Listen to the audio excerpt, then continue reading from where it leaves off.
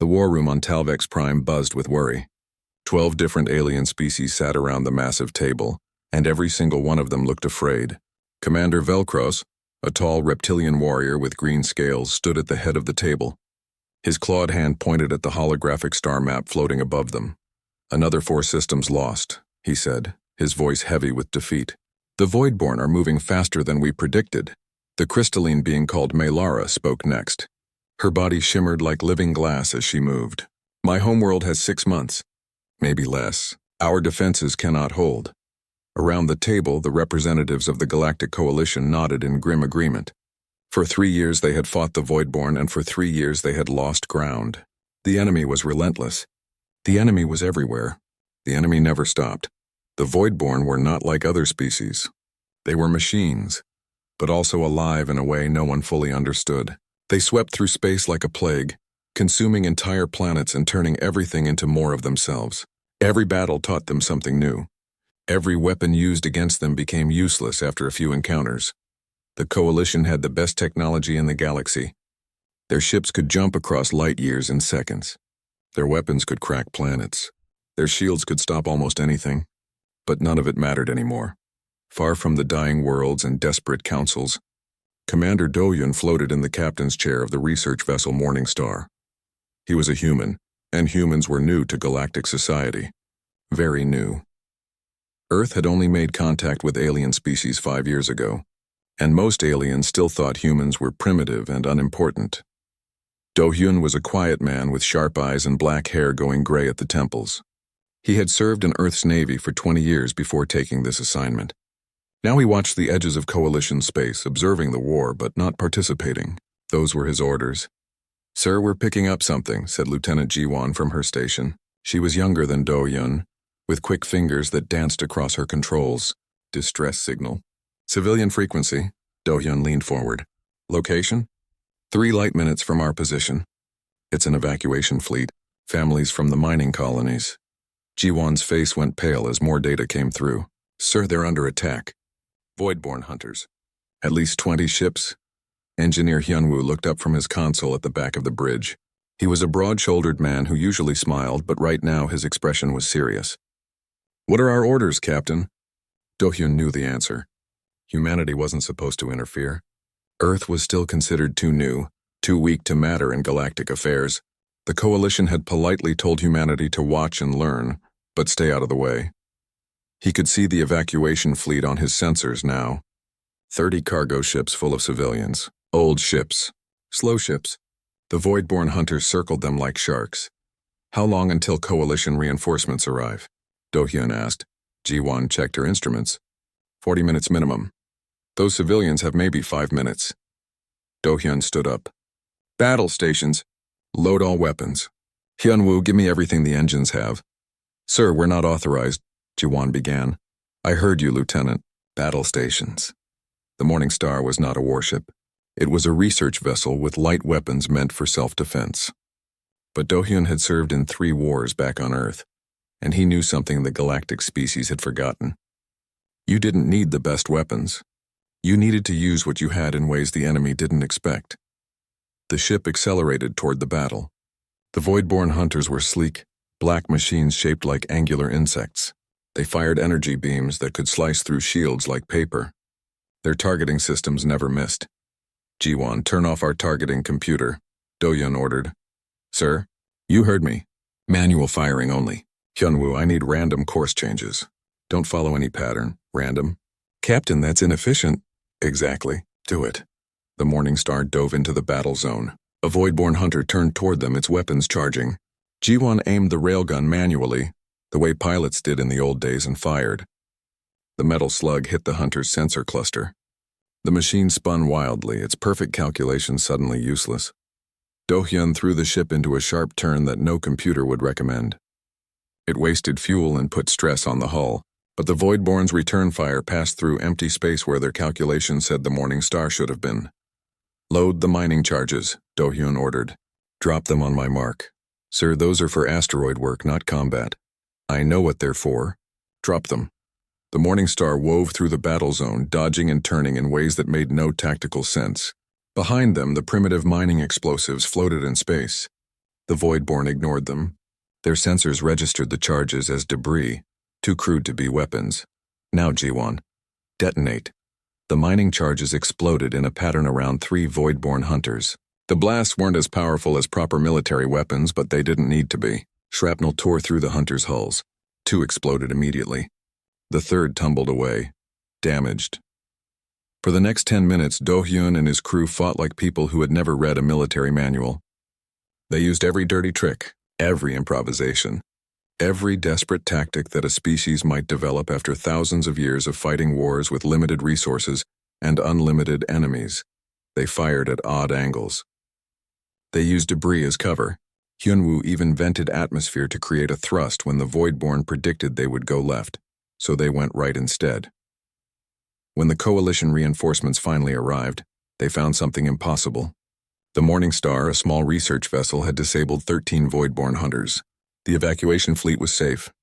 Not a single civilian transport had been destroyed. Commander Velcros himself reviewed the battle footage. He watched it 3 times, trying to understand what he had seen.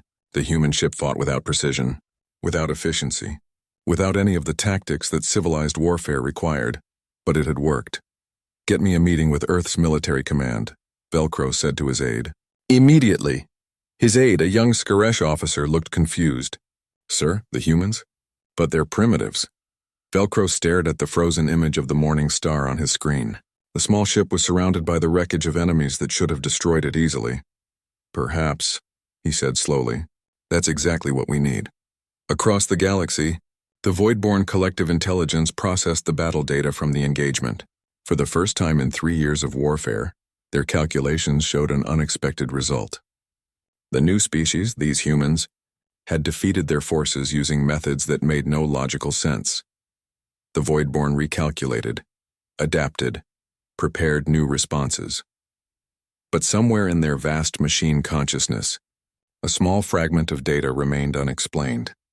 The humans had won not because they were stronger, but because they were unpredictable. And unpredictability was something the Voidborn had never encountered before. The war was about to change. Captain Yuna stood in the massive council chamber on Talvex Prime and felt very small.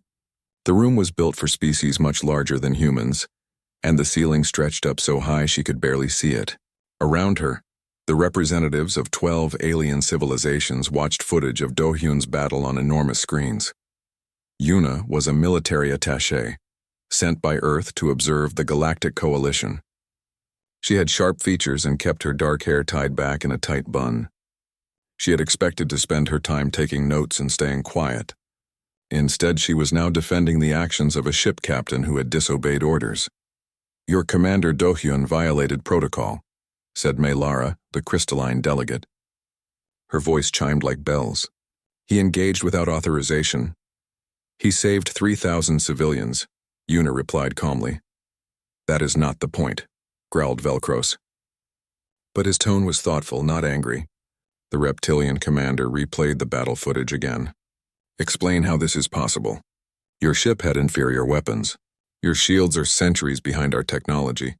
By all calculations, the Voidborn should have destroyed you in the first minute." Before Yuna could answer, another human voice spoke from the back of the chamber. "Because we don't fight the way you do." Dr. Taejin walked forward. He was a xenobiologist, one of the few humans who had been working with the Coalition since first contact. He was older than Yuna, with gray in his hair and permanent smile lines around his eyes. "What do you mean?" asked the Chitrix delegate. The insectoid creature's multiple eyes focused on Taijin with disturbing intensity. "Your species have fought wars for thousands of years," Taijin explained. "You developed precise tactics, efficient strategies. You calculate optimal firing solutions and perfect formation patterns. You wage war like a science, and you do not?" Maylara asked. "No. We wage war like a desperate animal in a corner." Taejin pulled up additional footage on the screens. "Watch Commander Do-hyun's ship movements. There's no pattern, no predictability. He turns when logic says he should go straight. He fires at angles that waste ammunition. He uses mining equipment as weapons." "Primitive tactics," said one of the other delegates dismissively. "Unpredictable tactics," Taejin corrected. "The Voidborn learn from every engagement. They adapt to your precision. But they can't adapt to chaos, they can't calculate. Velcros leaned forward in his seat. His clawed hands gripped the armrests. You're suggesting that humanity's technological disadvantage is actually an advantage?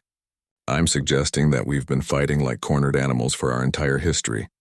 We improvise, we make do. We turn anything into a weapon because we've never had the luxury of perfect tools. Taejin looked around the chamber. You've had peace for so long between your wars that you forgot how to be desperate. The council chamber fell silent. Several delegates looked offended. Others looked thoughtful. Far from the political discussions, Private Yunji crouched behind a barricade on the mining colony of Reeshold 4.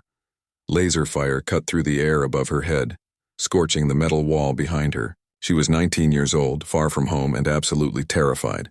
Sergeant Jinwoo, she shouted over the noise. They're coming from the east now, too. Jinwoo was a career soldier with 15 years of experience. He had a scar across his left cheek and the kind of calm that only came from surviving many battles. He pressed against the barricade next to Yunji and checked his ammunition counter. Nearly empty. How long until the evacuation ships arrive? He asked. 3 hours, Yunji replied. We won't last 30 minutes with what we have. Threshold 4 was a small mining colony scheduled for evacuation. The coalition had determined it wasn't worth defending, so they sent transport ships to collect the civilians. But the Voidborn arrived early. Now Yunji, Jinwoo, and 20 other soldiers were supposed to hold off hundreds of Voidborn combat drones with limited ammunition and no reinforcements. Jinwoo looked around the mining facility. Giant tractors sat idle in the vehicle bay. Drilling equipment lined the walls. Containers of mining explosives waited in storage. Yunji, he said slowly, how much do you know about heavy equipment operation? 10 minutes later, Yunji sat in the driver's seat of a 50-ton mining tractor. The machine was designed to move massive amounts of ore, not fight battles. But Jinwoo had welded sheets of scrap metal to the front, creating a crude shield. This is insane, Yunji muttered. Probably, Jinwoo agreed through her radio. Go! Yunji slammed the accelerator forward. The massive tractor lurched into motion. Voidborn drones turned toward the unexpected threat, their weapons firing. Laser bolts sparked off the improvised armor. Yunji gritted her teeth and kept driving. She crashed into a group of drones, the tractor's sheer weight crushing them into scrap. Then she turned sharply, using the rear of the vehicle to sweep more drones aside like toys. Behind her, Jinwoo led the other soldiers forward. They didn't fight like trained military units. They fought like people defending their homes. They used mining lasers as weapons. They rigged explosives into traps. They turned the entire facility into an improvised battlefield that confused the Voidborn tactical programs. The colony's civilians joined the fight too. A mechanic named Minjae showed the soldiers how to override the facility's crane systems, turning them into giant swatting arms. An elderly cook used her knowledge of the kitchen to create chemical smoke that disrupted Voidborn sensors. What should have been a massacre became a desperate, chaotic battle where nothing happened the way the Voidborn predicted. Back on Talvex Prime, Velcros received real-time updates from Threshold 4.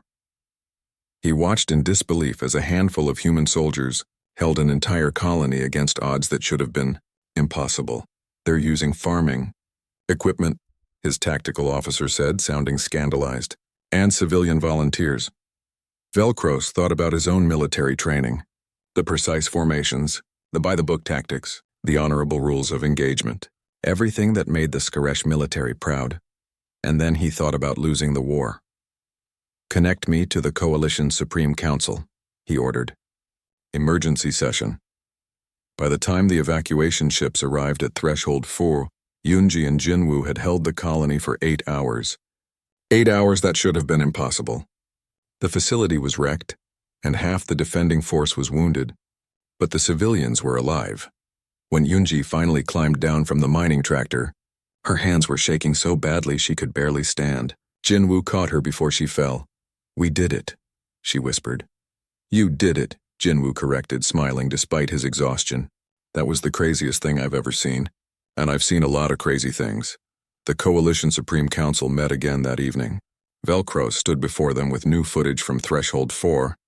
He showed them human soldiers turning mining equipment into weapons. Showed them civilians joining the defense. Showed them chaos and desperation and impossible survival. For 3 years we have fought with precision and lost, Velcro said. His voice carried through the chamber. We have used our best technology, our finest tactics, our most brilliant strategies, and we are losing. He paused, looking at each delegate in turn. These humans fight with primitive weapons and chaotic tactics. They improvise. They use whatever they can find. They break every rule of civilized warfare. Velcros pulled up the image of Yunji's tractor charge. And they win. You cannot be suggesting, began one of the delegates. I am suggesting we ask for their help, Velcros interrupted. Not as observers, not as students, as equals, as soldiers. The debate lasted for hours. Some delegates called it desperation. Others called it insanity. But slowly, one by one, they came to the same conclusion. They were losing the war by fighting it properly. Maybe it was time to fight it improperly. The vote was called. The result was close but clear. The Galactic Coalition would formally request military assistance from Earth. When Yuna received the news, she immediately sent a message home. Earth's military command would have to decide how to respond, how many ships to send, which forces to deploy. She looked out the window of her quarters at the stars beyond. Somewhere out there, the Voidborn were coming. Somewhere out there, worlds were dying. And now, somehow, humanity was being asked to save a galactic civilization that had barely noticed they existed just 5 years ago. Yuna wasn't sure if that was an honor or a death sentence. Probably both, she decided. Admiral Minho's fleet arrived in Coalition space 3 weeks after the formal request for assistance. 200 human ships dropped out of faster-than-light travel in perfect formation. It looked impressive until you remembered that the Voidborn had tens of thousands of ships. Minho was a career military officer who had commanded fleets in regional conflicts back on Earth. He was in his 50s, with iron-gray hair and a face that rarely smiled. He stood on the bridge of his flagship, the Sol, and studied the tactical displays showing the current state of the war. It looked bad. Very bad. Admiral, the Coalition High Command is ready for your briefing, reported his communications officer. Minho nodded. Commander Sora, you're with me. Commander Sora was Minho's chief strategic officer. She was younger than most officers at her rank, promoted quickly because of her unconventional thinking. She had short hair and sharp eyes that missed nothing. As they walked to the briefing room, she pulled up data on her tablet. The Coalition expects us to reinforce their defensive lines, she said quietly. Standard doctrine. Hold the choke points, protect key systems, preserve the fleet. That's what they've been doing for 3 years, Minho replied. How's that working for them? They've lost 40% of their territory. Exactly. The briefing room was full of Coalition military leaders. Velcros was there, along with representatives from all 12 species. They had prepared detailed presentations about defensive positions, supply lines, and strategic priorities. Minho listened politely for 20 minutes. Then he stood up. No, he said simply. The room went quiet. No, repeated Illumini Admiral. We have prepared comprehensive defensive strategies, and the Voidborn will adapt to them in 3 battles, maybe 4, Minho interrupted. Just like they've adapted to everything else you've tried. We're not doing that. Commander Sora activated her own display. We're implementing Operation Chaos Theory. Instead of defending, we're attacking. Instead of holding territory, we're hitting supply lines. Instead of fighting where they expect us, we're fighting where they don't. That's not proper military strategy, objected a Chitrix commander. The calculations show you're losing, Sora said bluntly. So we're going to do what humans do best. We're going to make the Voidborn chase ghosts. Velcro studied the human battle plans. They looked insane. Random strikes with no apparent pattern. Attacks on low-value targets. Retreats from defensible positions. No sane military commander would approve them. I see merit in this approach, Velcro said finally. Several other delegates looked at him in shock. The Voidborn calculate optimal responses. If we give them no optimal response to calculate, they will be less effective. Or they'll destroy us, muttered one of the other commanders. They're already destroying us, Velcros replied. Perhaps it's time to try something different. The first engagement happened 3 days later. A Voidborn attack fleet moved toward a Coalition mining system. According to standard doctrine, the Coalition should have concentrated their forces to defend it. Instead, on Minho's orders, they abandoned it completely. The Voidborn took the system without resistance. Their tactical programs registered this as an optimal outcome. Then Wing Leader Jinho led a strike force of 50 human fighters into the system's outer asteroid belt. They didn't attack the Voidborn main fleet. They attacked the supply ships and processing facilities the Voidborn had just started building. Jinho was a pilot who had flown in Earth's atmospheric defense forces before joining the Space Navy. He understood three-dimensional combat in a way that felt natural to humans, but not to many alien species. He led his squadron in a weaving pattern through the asteroids, using the rocks as cover. "Break formation," he ordered his pilots. "Pick your own targets. Stay random." The human fighters scattered. Each pilot chose their own approach, their own angle of attack. There was no formation for the Voidborn to predict, no pattern to calculate. Weapons Officer Nari, flying Jinho's wing, fired her missiles at a processing station from an angle that wasted fuel and put her ship in danger from debris. But it worked. The Voidborn point defense systems were aimed the wrong direction, expecting a sensible attack angle. The strike force destroyed 3 supply ships and 2 processing facilities before vanishing back into the asteroid belt. Total time in the combat zone, 8 minutes. The Voidborn sent hunter-killer drones after them. But the human ships didn't retreat along predictable vectors. Each ship went a different direction. Some used the asteroids for gravitational slingshots. Others cut their engines and drifted, using the cold vacuum of space to hide their heat signatures. By the time the Voidborn calculated where the human ships should be, they were somewhere else entirely. This pattern repeated across a dozen systems. The coalition forces, following Minho's orders, gave up territory that the Voidborn expected them to defend. Then human strike forces hit the Voidborn from unexpected angles, targeting their logistics instead of their war fleets. On the ground, Colonel Seokjin trained coalition soldiers in what he called guerrilla warfare. The alien soldiers struggled with the concept. Seokjin was a special forces officer with experience in asymmetric warfare. He had a stocky build and a patient teaching style that he needed with his confused alien students. "You want us to run away?" asked a Skaresh soldier, clearly offended. "I want you to fake running away," Seokjin corrected. "Make the enemy chase you. Lead them into traps. Then hit them when they're not ready." "That is dishonorable," the soldier protested. "That is survival," Seokjin replied. "You can have honor or you can have victory. Pick one." The Lumini soldiers had different problems. Their crystalline thought processes struggled with deception.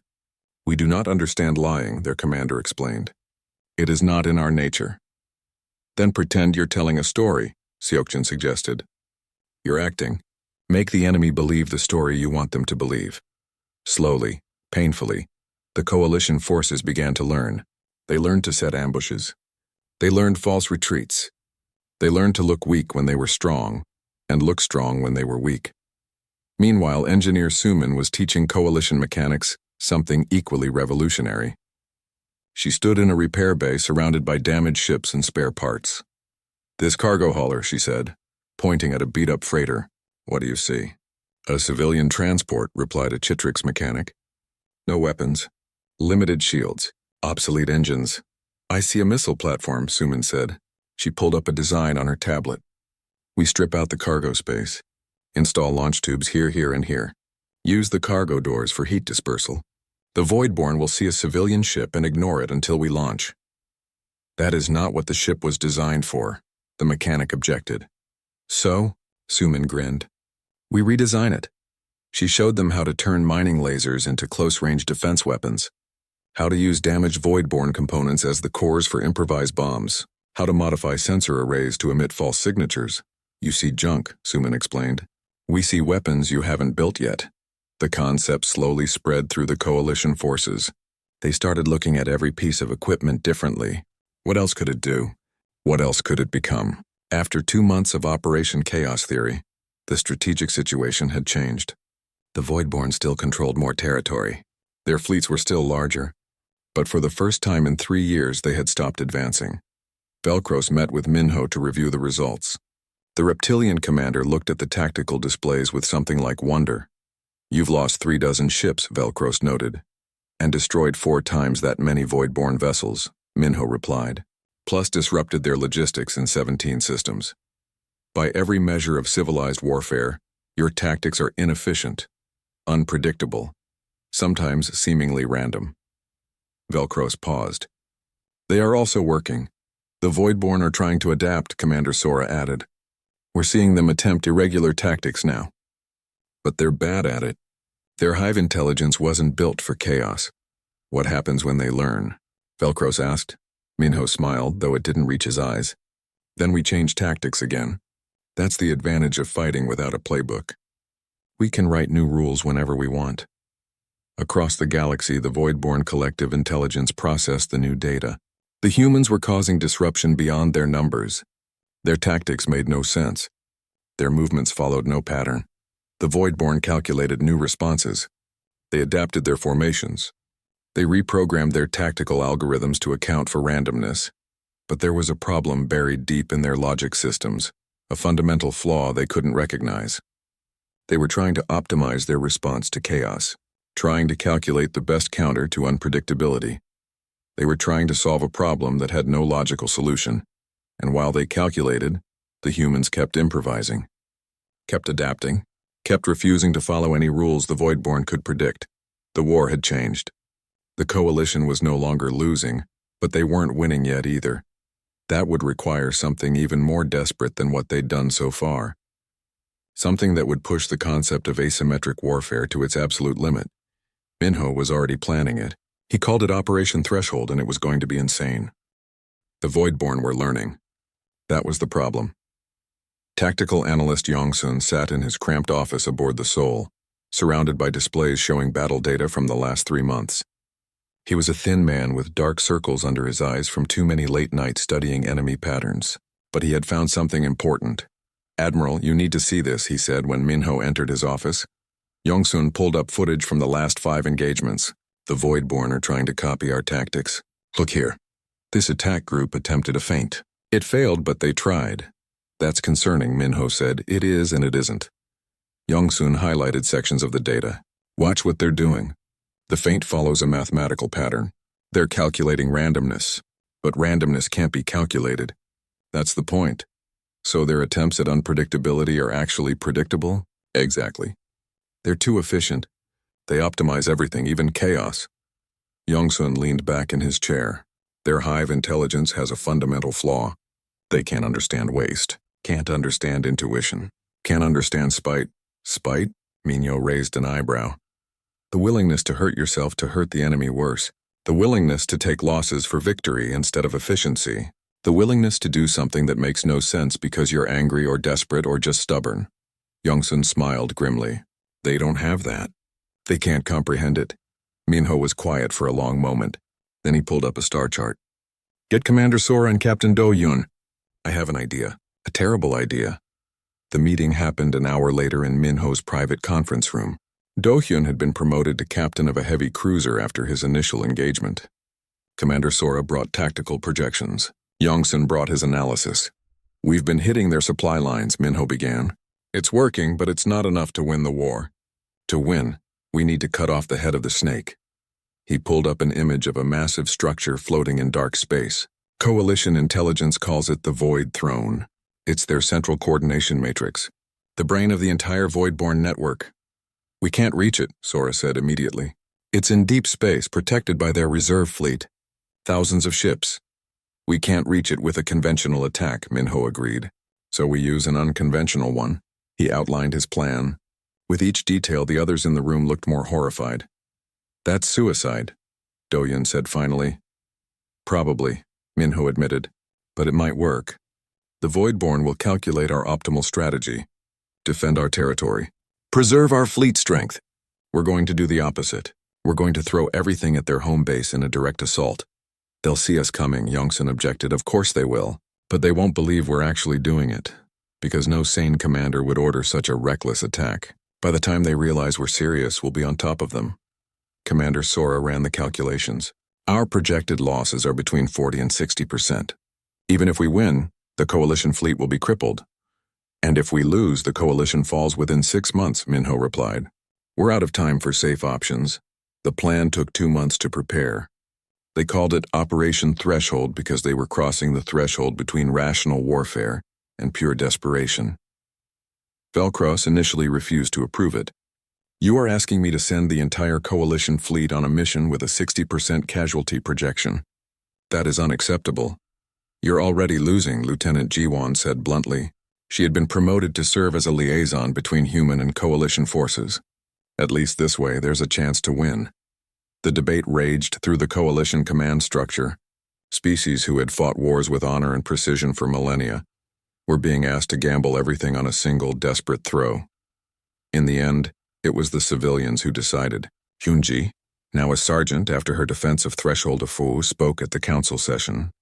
"I held a mining colony with farming equipment and mining charges," she said.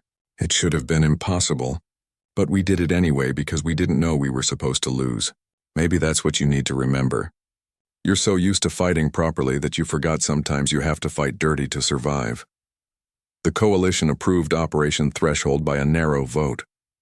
While the military prepared, Engineer Hunwoo worked on something even more insane than the attack itself.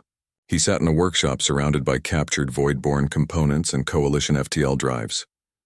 "This is crazy," said Suman, watching over his shoulder. "That seems to be our specialty," Hyunwoo replied. He was modifying a Voidborn FTL drive which was inferior to coalition technology. Slower, unstable, dangerous. "What are you doing?" Suman asked, making them worse. Hyunwoo grinned. "Coalition drives are too safe. They have emergency shutdowns and stability fields. Voidborn drives are already unstable. If we remove the safety limits and overload them, they'll create cascading FTL ruptures. That would destroy any ship carrying them." "That's the idea." Suman understood. "You're making bombs. FTL bombs that look like engines. Ships carrying these modified drives will be placed throughout the Voidborn fleet. When they detonate, they'll tear holes in space-time. The Voidborn network depends on constant communication. Disrupt that and the whole system falls apart." "You'll need volunteers," Suman said quietly. "Crews willing to fly ships that are basically flying explosives." "I know." Hyunwoo's expression was somber. "I'll be flying one of them. Hyunwoo, I designed them. I know how they work. If there's even a chance of surviving, I'll find it." He didn't sound confident. Word spread about the suicide ships. At first, Command expected few volunteers. But within a week they had more than they needed. Pilots, engineers, weapons officers. All volunteering for a mission they knew was one way. Suman found herself on that list. She was an engineer, not a soldier. But she understood the FTL bombs better than most. And someone had to make sure they worked. "Why?" asked a Lumini officer who saw her name on the roster. "Because if we don't stop them, everyone dies," Suman said simply. "This way, at least some people survive." The attack force assembled over 2 weeks. Every available coalition ship. Every human vessel. Transport ships modified with weapons. Civilian freighters carrying troops. Mining ships jury-rigged with shields. It was the largest fleet the coalition had ever gathered. It was also probably going to be destroyed. Captain Yuna, now in command of her own destroyer, looked at the assembled armada and felt a strange mixture of pride and terror. 5 years ago, humanity had been alone in the galaxy. Now they were leading an alien civilization into a battle that would decide the fate of billions. "All ships report ready," her communications officer reported. "Then let's go finish this," Yuna said. The fleet jumped to dark space. The transit took 6 hours, giving everyone plenty of time to think about what they were doing. Do-hyun sat in his command chair and wrote letters to his family that would only be delivered if he didn't come back. Jin-ho ran pre-flight checks on his fighter for the 3rd time, even though he knew everything was working. He just needed something to do with his hands. Colonel Seok-jin gave a final briefing to his ground teams. They would be boarding Voidborn processing stations during the battle, planting explosives and causing chaos. It was as dangerous as flying the suicide ships, maybe more so. "Any questions?" Seok-jin asked his assembled troops, a mix of human and coalition soldiers. A young Skaresh soldier raised his hand. "Sir, earlier you said honor or victory. Pick one, I remember. I have decided. I pick victory." The soldier's reptilian face showed determination. "We can have honor after we survive." Seok-jin smiled. "That's the spirit." When the fleet dropped out of FTL at the coordinates for the Void Throne, they found exactly what intelligence predicted. A massive sphere of networked processing stations surrounded by thousands of void-borne warships. The void-borne immediately moved to intercept. But their formations were defensive. They were calculating optimal responses to protect their central coordination matrix. "They think we're going to try to sneak through," Admiral Minho said, watching the enemy movements. "They still don't believe we're crazy enough to charge straight at them." He opened a fleet-wide channel. "All ships. This is Admiral Minho. The enemy is ahead. The odds are against us. Victory is uncertain, but defeat is unacceptable. Today we show them what it means to fight like you've got nothing to lose. All ships attack!" The coalition fleet charged forward. No formations, no optimal firing solutions, just a wild, desperate rush toward the heart of the enemy. The Voidborn recalculated. This wasn't possible. No rational commander would order such an attack. By the time they realized the coalition forces were completely serious, the battle had already begun, and it was going to be unlike anything the galaxy had ever seen. The battle for the Void Throne began with chaos and never stopped being chaotic.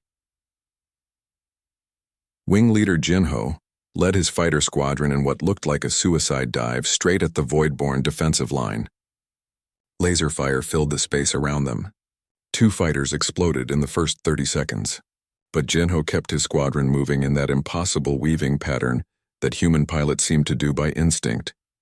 "Break on my mark," he called to his pilots. 3, 2, 1, break. The squadron scattered in 12 different directions. The Voidborn point defense systems tried to track them all, and ended up tracking none of them effectively. Jinho rolled his fighter through a gap in their fire and launched missiles at a processing station. Behind the fighters, Captain Yuna's destroyer came through with guns blazing. She wasn't aiming at the Voidborn warships. She was targeting their communication relays, the nodes that kept their hive intelligence connected. "Target the antenna arrays," she ordered her weapons officer. "Disrupt their coordination." Explosions rippled across the Voidborn defense perimeter. But there were so many of them. For every ship destroyed, 10 more took its place. On his heavy cruiser, Do-hyun coordinated the larger warships. They formed into what looked like attack formations, then broke apart before the Voidborn could respond. Reformed somewhere else, struck from unexpected angles. "Sir, we're taking heavy damage," his tactical officer reported. "All ships are," Do-hyun replied. He watched his shields drop to 40%, then 30. "Keep firing." Colonel Seokjin's boarding teams launched from modified transport ships. Their target was the processing stations on the outer shell of the Void Throne. If they could board those stations and destroy them from inside, it would help create the chaos they needed. Seokjin led the first team himself. His transport dodged through the battle zone, taking hits but staying intact through sheer luck. When they reached the processing station, they cut through the hull with plasma torches and forced their way inside. The interior was a nightmare of machinery and void-borne drones. But Seokjin had trained his teams well. They moved through the station like a virus, planting explosives and destroying critical systems. "Plant the charges and get out," he ordered. "We have 5 minutes." Private Yunji was on another boarding team hitting a different station. She had come a long way from the scared private who defended a mining colony. Now she led her own squad, a mix of human and coalition soldiers who had learned to fight the human way. They found the station's power core and rigged it with enough explosives to take out the entire structure. As they retreated, a void-borne combat drone blocked their path. Unji didn't hesitate. She charged it with a welding torch and a prayer, the torch cutting through the drone's armor plating while her squad provided covering fire. "Move, move, move," she shouted, and they ran for their transport as explosions began rippling through the station behind them. Admiral Minho watched the battle from the Seoul's bridge.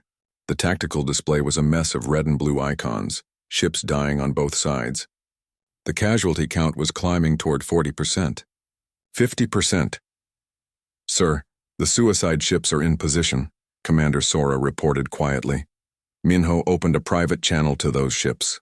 Engineer Hyunwoo answered from his vessel, along with 15 other voices. Volunteers who knew they weren't coming back. "Are you ready?" Minho asked. "As ready as anyone can be for this," Hyunwoo replied. There was no fear in his voice, just acceptance. "It's been an honor, Admiral. The honor was mine. All of you, humanity will remember. The Coalition will remember." Engineer Suman spoke up from her ship. Tell them we bought them time. Tell them to use it well. I will. Godspeed to you all. Minho closed the channel. He looked at Sora.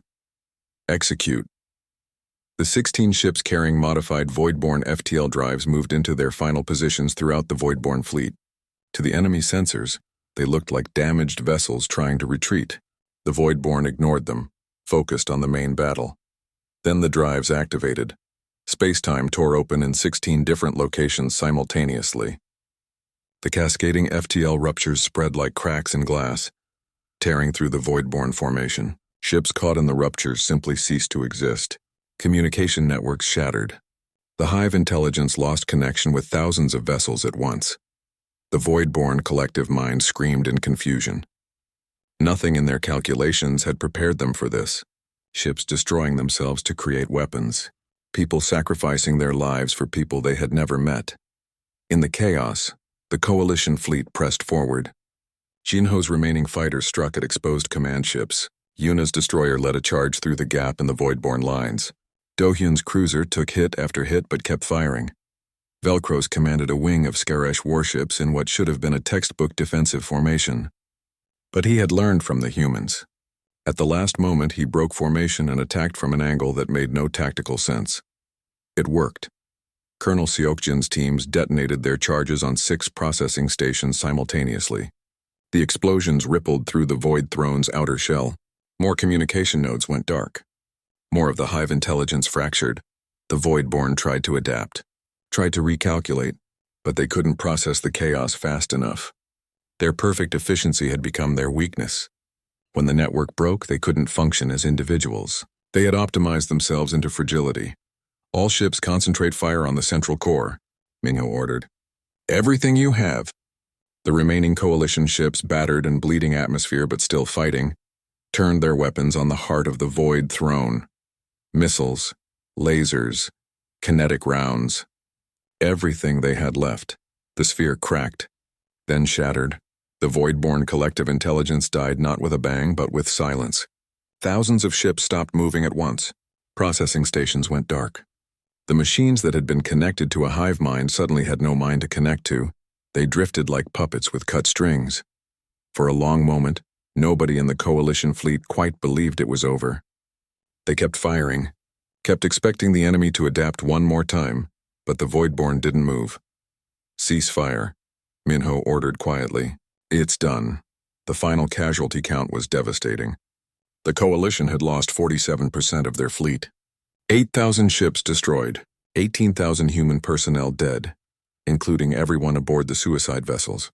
Coalition casualties numbered in the hundreds of thousands, but they had won. Scattered Voidborn ships across the galaxy stopped fighting simultaneously.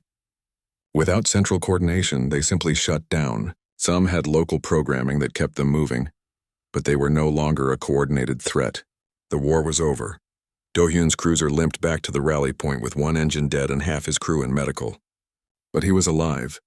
Jinho landed his fighter with 3 different warning lights flashing. But he was alive. Yunji and her team made it out of their boarding action with 2 wounded and none dead. Against all odds. But they were alive. Captain Yuna sat in her damaged destroyer and looked at the cost of victory. So many names on the casualty lists, so many people who would never see home again. But Earth would see another sunrise. The Coalition worlds would see another year. 3 months later, a memorial was built on Talvex Prime. Thousands of names were carved into crystal walls that caught the light. Human names and alien names side by side. Commander Velcro stood at the memorial with Admiral Minho. The reptilian warrior looked older now, the weight of the war showing in his eyes. How did you do it? Velcros asked quietly. How did your people survive long enough to reach the stars fighting that way? Minho was quiet for a long moment, because we never had a choice. Earth's history is thousands of years of fighting against impossible odds, against enemies that outnumbered us, against nature that wanted us dead, against each other. We learned to adapt or die. We learned to turn anything into a weapon. We learned that sometimes survival matters more than efficiency. You learned to be desperate. We learned that desperation is just another word for determination. Minho looked at the names on the wall. You asked me once what happens when the Voidborn learned our tactics. The truth is they never could. Because our tactics aren't in any manual. They're in our instinct, the instinct to survive no matter what. Velcros thought about his own species, about civilization and honor and proper warfare. Perhaps we were too civilized for too long.